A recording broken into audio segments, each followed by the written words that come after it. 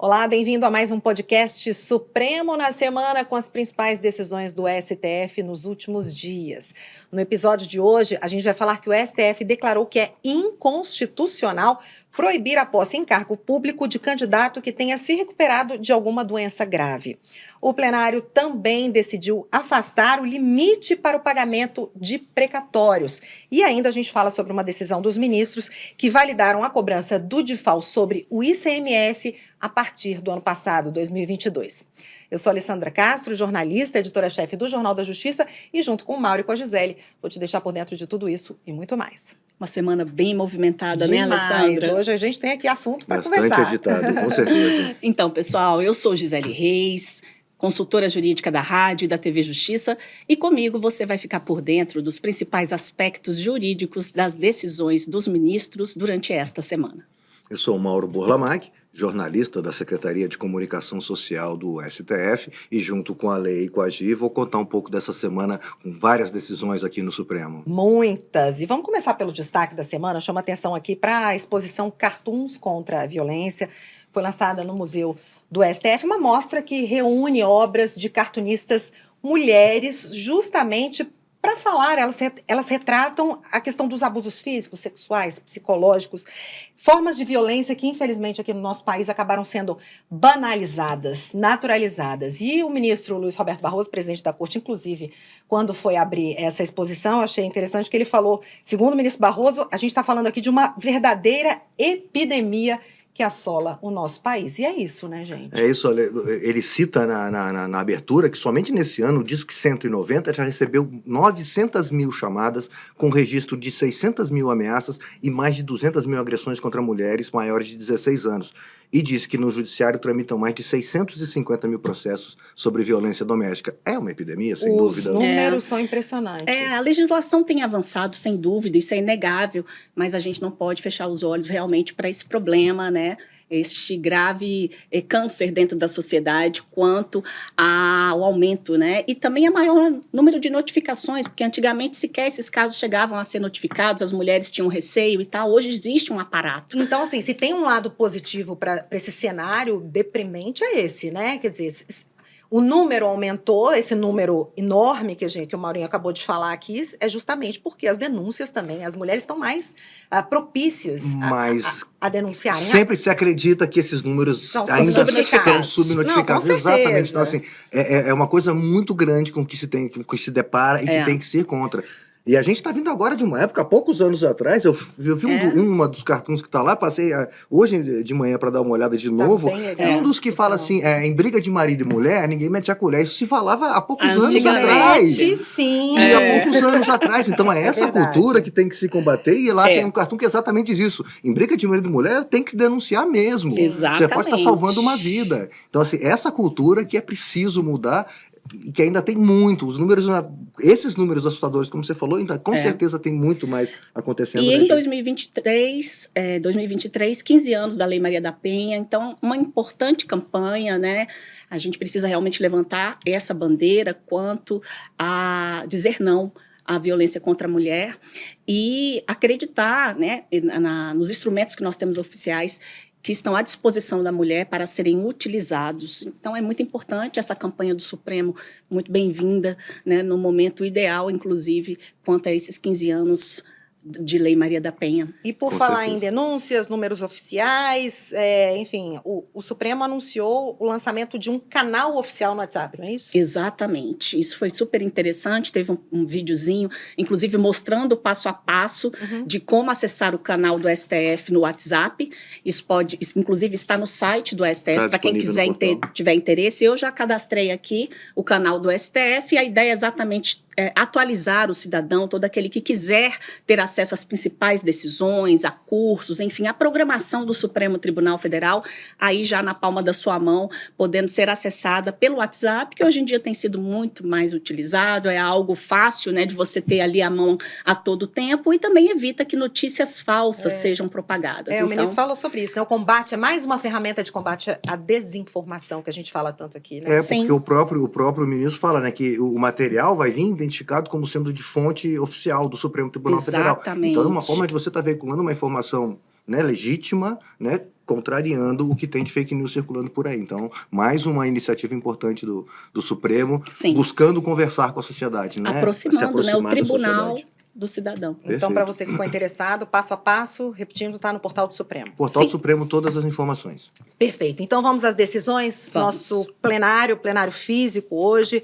O Supremo, na sessão de quarta-feira, não é isso? Fixou critérios para responsabilizar empresas jornalísticas por divulgação de acusações falsas. Vamos falar um pouquinho sobre esse caso, Mauro? O caso, vou trazer o caso aqui concreto que estava sendo julgado no recurso, que é um caso bastante antigo, na verdade, né? Aproveitou-se um caso de décadas passadas para se dar uma solução atual, mas o caso diz respeito a uma entrevista publicada pelo Diário de Pernambuco, que é o autor do recurso aqui no Supremo, em maio de 1995. O entrevistado afirmava na ocasião que o ex-deputado Ricardo Zaratini teria sido responsável por um atentado à bomba ocorrido em 1966. Olha do que nós estamos falando lá para trás. O caso aconteceu no aeroporto de Guararapes, em Pernambuco, né, e ficou muito conhecido na época, né, causou mortes e tudo, né? O caso chegou ao Tribunal Superior, Tribunal de Justiça, que condenou o Diário de Pernambuco a pagar, na época, uma decisão de 2011, foram 50 mil reais, né? E aí, então, o Diário de Pernambuco recorre ao Supremo para dizer que questionando essa condenação. E aí, então, prevaleceu aqui no Supremo esse posicionamento, né, de que a liberdade de imprensa é protegida, né, o direito à informação, mas eles não são absolutos. Entendi. Então, assim, isso permite que se responsabilize posteriormente o caso de uma divulgação de uma notícia que seja falsa. E aí, nesse caso, o que eles dizem é que sabia-se na época, lá em 1995, que eu citei, que essas informações sobre o ex-deputado eram falsas, eram sabidamente falsas. Então, o jornal, na época impresso, teria divulgado informações que sabia falsas. Então, né, haveria aí um dolo, uma má-fé, alguma coisa nesse sentido, que levou, então, a essa condenação. E aí o caso veio ao Supremo com repercussão geral, e aí eles firmaram uma tese nesse sentido, né, Gi? Exatamente, ficou faltando exatamente essa fixação, né, a divulgação do resultado e a fixação da tese, e em discussão, conflitos entre direitos, né, direitos individuais, direitos que estão previstos na Constituição Federal, mas que não há que se falar em direitos absolutos, né? Então, assim como a liberdade de imprensa é um direito fundamental, o direito à intimidade também e o direito do cidadão ter acesso, né, às notícias, ali à transparência, tudo isso faz parte do processo democrático. É claro que a liberdade de imprensa e de informação, até por ser um direito que atinge, é de interesse da coletividade, na maior medida do possível, ele deve prevalecer sobre direitos individuais. É por isso que ficou bem claro ali no resultado que é vedado a censura. Censura é algo que a censura prévia não existe. A censura prévia, ela é vedada. No entanto, quando o veículo de comunicação, né, acabar publicando uma informação ou até uma entrevista de terceiro, em que se tem aí a apuração de que essa entrevista, né, trouxe ali informações falsas e que haviam elementos para que se averiguasse a veracidade daquelas informações, a empresa pode sim ser responsabilizada, né, dentro desta atuação que acabou extrapolando a liberdade de imprensa conferida pela Constituição Federal. Pois é, agora foi uma decisão, quer dizer, uma fixação aí de critérios na quarta-feira que acabou gerando uma série de questionamentos. E na sessão de quinta, o ministro Luiz Roberto Barroso abriu essa sessão plenária justamente prestando alguns esclarecimentos, algumas explicações. Ele reiterou a posição do tribunal de respeito, isso que você acabou de falar, a liberdade de imprensa, de expressão contra a censura prévia. E eu, inclusive, separei um trechinho que eu queria que a gente... Vamos acompanhar o que ele falou? Nós reiteramos a nossa crença na importância da liberdade de expressão, reiteramos a vedação à censura e a não responsabilização de veículo por declaração de terceiro, salvo comportamento doloso, que é a intenção de causar mal a alguém, ou grossa negligência. Portanto, gostaria de prestar esse esclarecimento, porque a imprensa continua a ter no Supremo Tribunal Federal um parceiro, e na democracia brasileira, que nós conseguimos fazer prevalecer em meio a muitos ataques. Penso que o Supremo, a sociedade civil e a imprensa tiveram um papel decisivo e, portanto, nós confiamos e apoiamos a imprensa profissional agora e sempre. O Supremo sempre, desculpa, Mauro, aqui, mas é importante a gente dizer que o Supremo sempre coloca, né, nos seus julgamentos, quando envolve essa questão, que sem liberdade de imprensa não há democracia. Fundamental. Agora, nesse julgamento, eu achei interessante, porque ali na formatação da tese proposta, ficou consignado que a liberdade de imprensa e a liberdade de expressão deve ser exercida com responsabilidade. Não, exatamente o que o ministro fala, e explicaram durante a votação, e o ministro Luiz Roberto Barroso depois explica isso. Os veículos de comunicação não são responsáveis, salvo se, ou seja, são casos muito específicos, condições em que eles falam que há má fé, que há o dolo, como se chama no jurídico, uma negligência absurda, ou seja, você sabe, tem possibilidade, aquela notícia, aparentemente, você pode investigar sabendo que ela é falsa e você divulgar. Mesmo assim, assume o risco. Assumindo um risco ou com uma má vontade, com algum interesse político. Né, Mauro? A gente sabe o tanto que quantas vezes a gente verifica uma informação antes de divulgar e tal, e eu acho que é exatamente isso. E o que ele está cobrando é o papel, né? Exatamente. E o que ele está querendo dizer, o ministro Luiz Roberto Barroso, é o bom jornalismo, as boas empresas não têm que se preocupar com a decisão. Quem faz um bom jornalismo não tem. Quem tem que se preocupar é se agir com má vontade, se agir, mas ele inclusive explica a má fé, o dolo, são motivos para você processar pessoas, empresas em qualquer situação. Exatamente. Não é isso? Então, eles só colocaram que as empresas jornalísticas não são responsáveis, não podem ser responsabilizadas civilmente, o caso aqui é civil, né, de cobrança de indenização, salvo em situações em que ficar comprovado que agiu de má fé, que houve dolo, que houve negligência. Então, por isso, inclusive, que constou posterior análise de responsabilização. E com possibilidade de retirada, inclusive, de conteúdo, posterior. Ou seja, no primeiro momento, protege-se, né, essa liberdade de imprensa, de informação, e aí depois verifica-se se há ali alguma extrapolação dessa liberdade em razão de uma possível divulgação de informações comprovadamente injuriosas, difamantes, caluniosas ou mentirosas.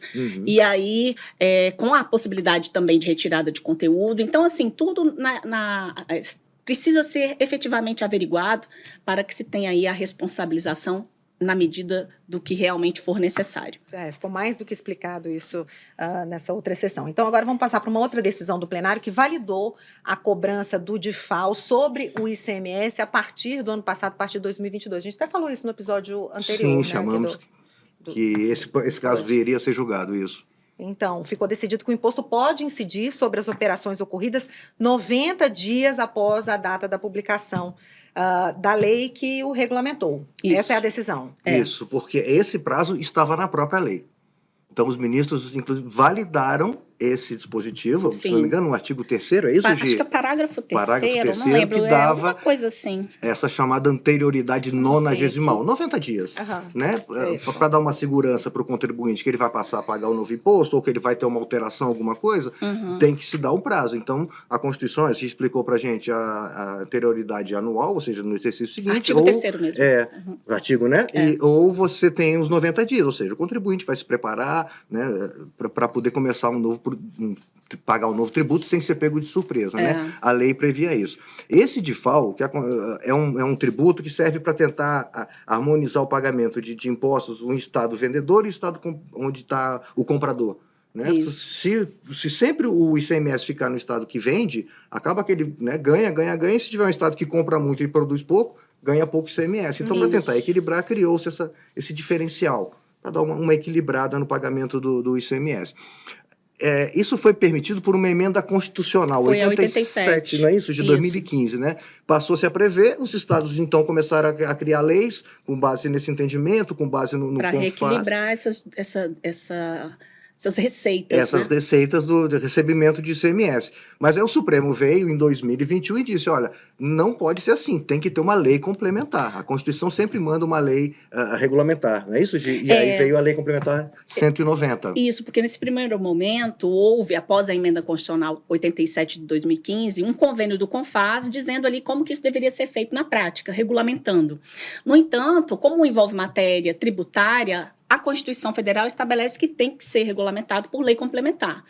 A lei complementar é de 2021, né? Ela foi aprovada em 2021, mas ela foi sancionada em 2022. Foi em dezembro, né? De final do ano, bem no finalzinho. E aí, os estados já tinham, inclusive, já estavam com legislações ali específicas para poder tratar desse default de ICMS, porque o ICMS é um imposto muito importante para os estados, é a maior fonte de arrecadação. E com esse reequilíbrio, né, do diferencial de alíquota, isso tornava ainda muito mais atrativo quando se tem aí negociações envolvendo operações interestaduais, né, envolvendo 2 estados. Então, o Supremo veio e declarou inconstitucional esse convênio, mas ele validou, vai permanecer incidindo o convênio até 2021, mas a partir de 2022 tem que ter uma lei complementar.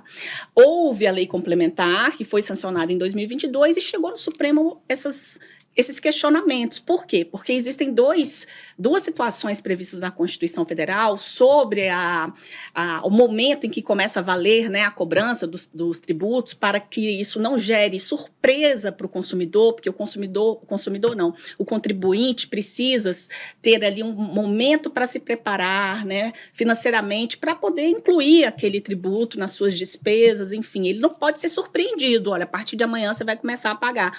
Tem que ser num prazo, um mínimo de 90 dias a partir da publicação da lei, e também não pode ser no mesmo exercício financeiro em que a lei foi criada.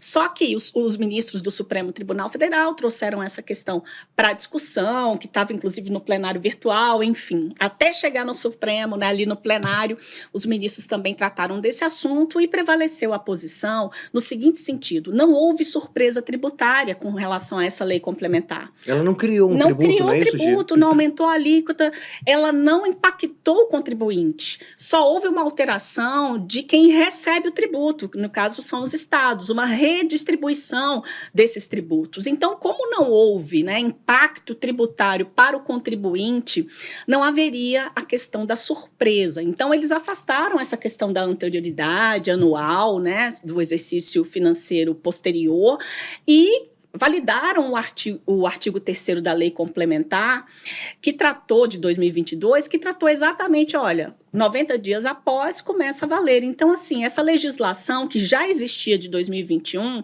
a partir dos 90 dias, né, de 2022 da lei complementar ali, já poderiam prosseguir ali com as suas vigências, né? Agora, é claro que leis posteriores, sem dúvida, teriam que observar tanto a anterioridade anual quanto a anterioridade nonagesimal, que são desses 90 dias. É isso. Perfeito. Então vamos para o próximo. O plenário proibiu a vedação para ingresso no serviço público de candidata apta com doença grave anterior. O que estava sendo discutido, me corrija se eu estiver errado, se o poder público poderia impedir a posse em cargo público da pessoa que passou na prova, mas que teve uma doença grave no passado, mas não tinha mais qualquer restrição para que ela assumisse o cargo. Era essa a discussão, né? Exatamente isso, Ale. No caso concreto, a candidata foi aprovada para o cargo de oficial judiciário do Tribunal de Justiça de Minas.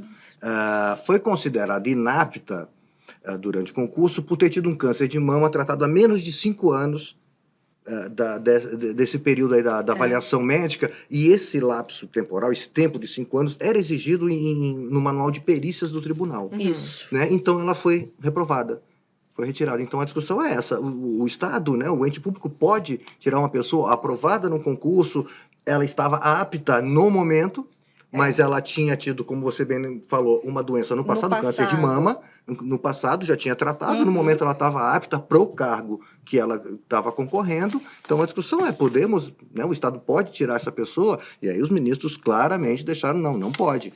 né? Isso fere a dignidade né, o princípio da dignidade da pessoa humana, fere o direito ao acesso a concurso público, enfim, fere vários direitos, inclusive porque deixaram claro, né, de que o câncer de mama, apesar de homens e mulheres poderem pegar, esse manual dizia no câncer de mama feminino, né? Uma coisa só para mulher. Então, além disso, tinha essa... O TJ de Minas Gerais foi infeliz em relação a essa previsão, inclusive eles mudaram esse entendimento. Ela caiu já, né? Já não existe mais isso.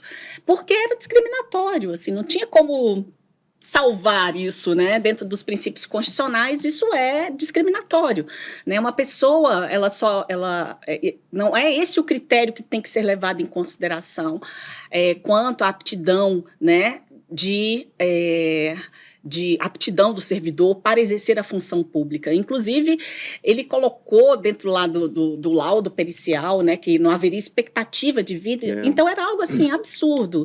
Então, o que, na verdade, o Supremo ponderou é que o seguinte, existe aptidão física, psíquica, ou seja, ainda que ela tenha passado por um tratamento, né, para tratar ali aquela doença grave, a gente sabe que são tratamentos, né, mais invasivos e tudo, mas se não houver inaptidão, né, para o exercício da função, não há nada que impeça a pessoa de efetivamente assumir um concurso público, passando por todas as etapas, como aconteceu no caso concreto.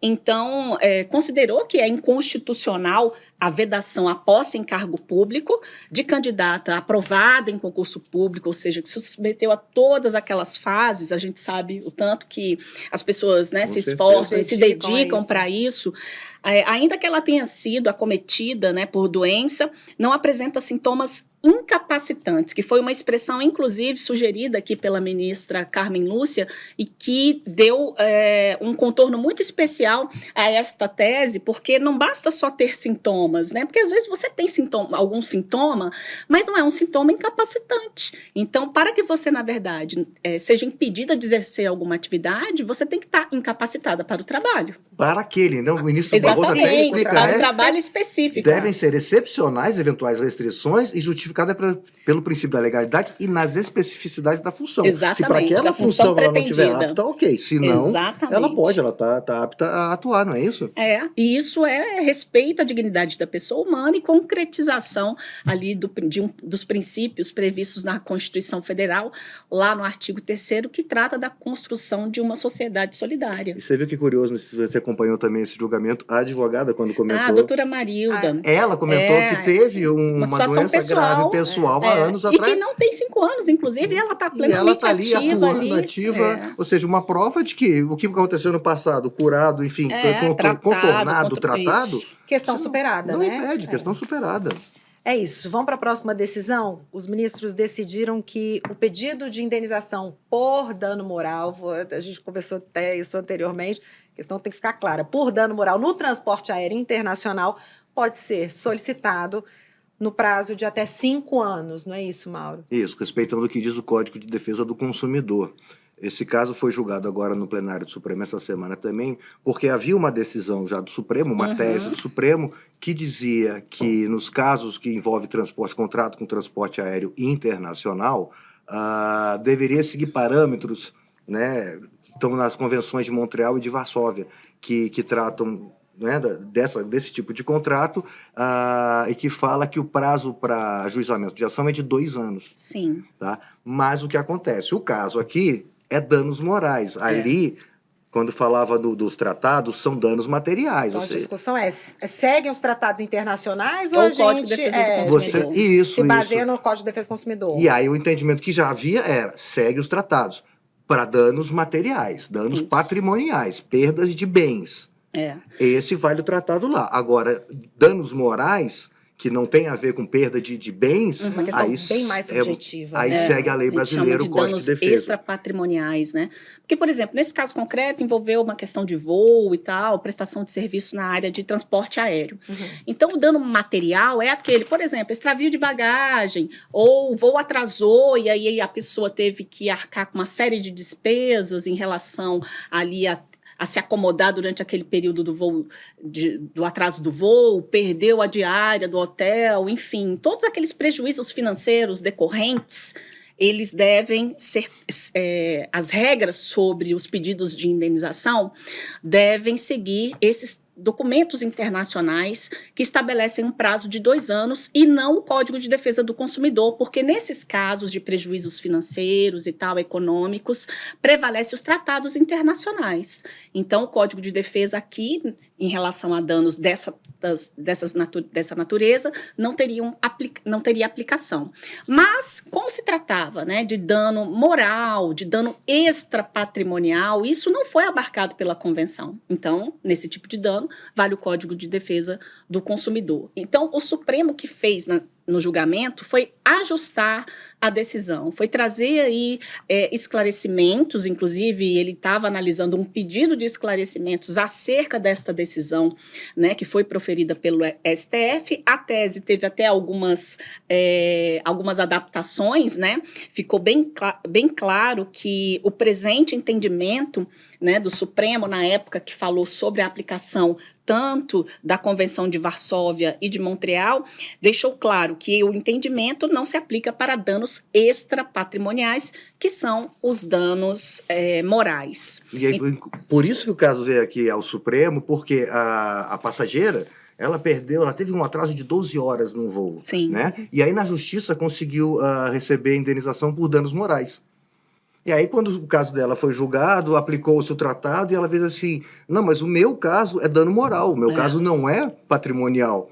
Então, não estaria nesses 2 anos, mas sim nos 5 anos. E aí, por isso que aí discutiram o caso, como explicou a Gia agora, e deram essa ajustada, né, na tese. Exatamente, assim, é aquilo que a gente gosta de deixar claro, né, embargos de declaração, é uma ferramenta jurídica para poder trazer aí esclarecimentos à decisão, um aperfeiçoamento da decisão, né, normalmente para afastar omissão, contradição ou obscuridade. Então, a decisão do Supremo, principalmente quando ela é tomada, né, em repercussão geral, que significa dizer que os demais tribunais terão que replicar isso, né, esse entendimento, ela precisa realmente ser bem clara para que não haja aí interpretações equivocadas e que também não venha uma enxurrada de reclamações ao Supremo Tribunal Federal, informando o descumprimento da decisão da Suprema Corte Brasileira. Esses esclarecimentos foram necessários, devidamente feitos, deixando bem claro que danos morais vale o Código de Defesa do Consumidor. Perfeito. Perfeito. Vamos falar agora de uma outra decisão, a última aqui de hoje, não menos importante, muito pelo contrário,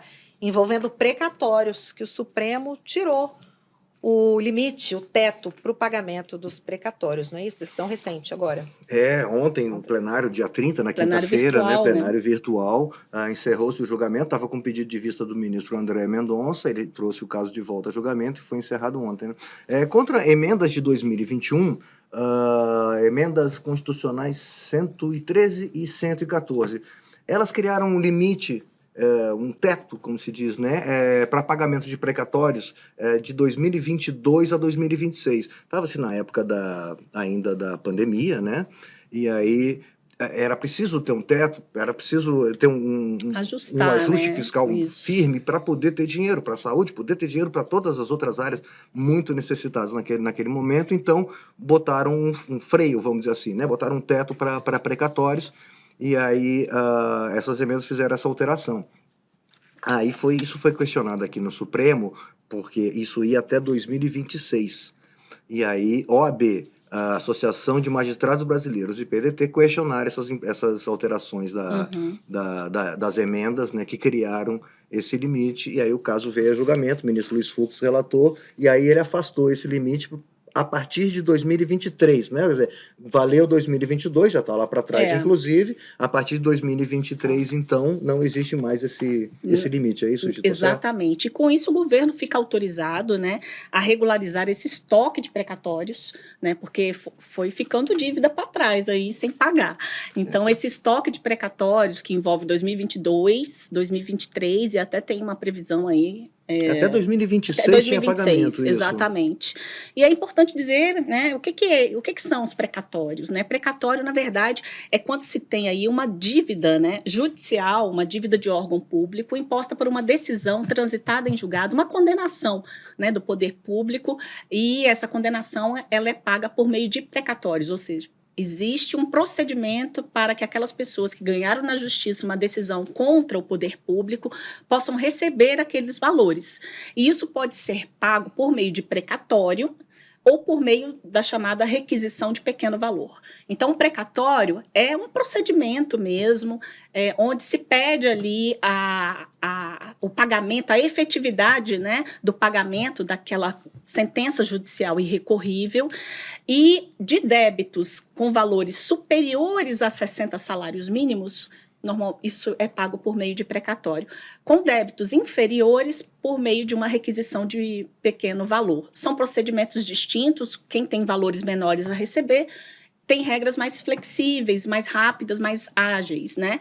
E a partir desse entendimento do Supremo Tribunal Federal, então será possível começar a quitar, né, toda essa dívida aí do poder público em relação a essas decisões judiciais irrecorríveis que acabaram condenando. Às vezes acontece uma questão de aposentadoria, né, uma questão de indenização, enfim, qualquer tipo de condenação judicial imposta ao poder público é paga por esses instrumentos, né, que estão previstos. Então, existe um passo a passo para que isso seja efetivamente recebido. Então, às vezes a pessoa ganha ali na justiça, acha que vai receber de uma forma mais efetiva. Quando a decisão é contra o poder público, tem um procedimento, tem que esperar um pouquinho mais, mas é o momento em que se efetiva, né, a decisão judicial que condenou o órgão. E a importância, porque, como a gente está explicando, são várias ações contra a União, contra a Fazenda Pública, como se diz.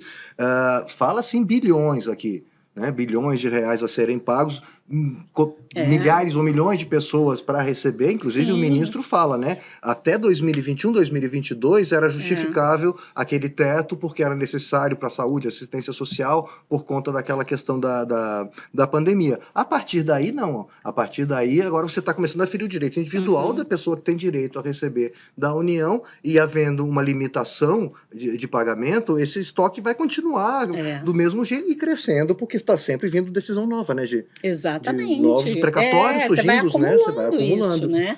E aí uma hora fica difícil realmente. Isso tem que começar a ser administrado, até porque senão as pessoas também acabam nem conseguindo receber em si vida, né? Exatamente. Porque fica difícil.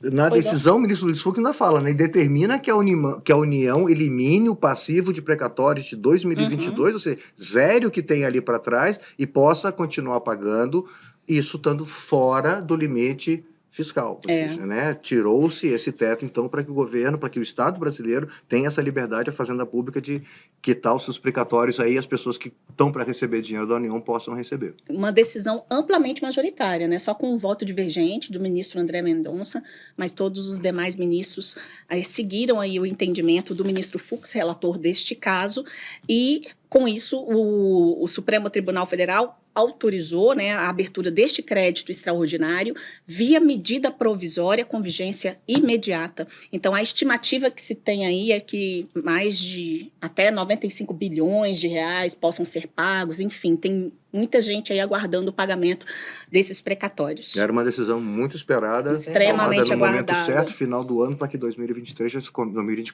já se comece com essa, né, com essas medidas provisórias que o governo deve editar, né? Sim. E aí já começa a valer essa nova posição sem limite de pagamento. É verdade. É isso. E para a semana que vem, pessoal, o que a gente pode esperar aqui no Supremo? Eu anotei do plenário, primeiro, uma ação importante também aí né, na política, no mundo político, que é a questão de uma norma que restringe nomeações para direção de estatais. Sim. Uma norma que estava suspensa, né, e agora vem a julgamento definitivo pelo plenário, e está parado com o voto visto do ministro André Mendonça. É verdade. Deve ser retomado, né? E também anotei aqui são processos da pauta verde, aquela chamada pauta verde que a gente já comentou aqui também, aqueles processos ligados ao meio ambiente, desmatamento na Amazônia, desmatamento no Pantanal, queimadas, né? Esses também estão na pauta de quarta-feira. Eu acrescento uma decisão que também pode ser tomada pelo Supremo, que envolve a dispensa imotivada de empregado de empresa pública e de sociedade de economia mista, nessa BCE ou não constitucional. Lembrando que também na terça-feira tem sessão da segunda turma, e aí a gente também tem alguns processos na pauta. Logo mais na TV Justiça a gente também vai divulgar todas essas informações. É Muito isso. bom, é isso. Falamos de tudo, ou quase tudo, né? Porque a semana realmente A semana foi bem produtiva. movimentada. Decisões muito importantes, Com né? certeza. É isso, gente. Obrigada a você. Continue assistindo a gente pelo canal do STF no YouTube e também pelo Spotify. Já o áudio está disponível, como sempre, em várias plataformas, como, por exemplo, a Apple Podcasts. Mais uma vez, muito obrigada pela sua companhia e até a próxima. Obrigado, gente. Até a próxima. Tchau, pessoal.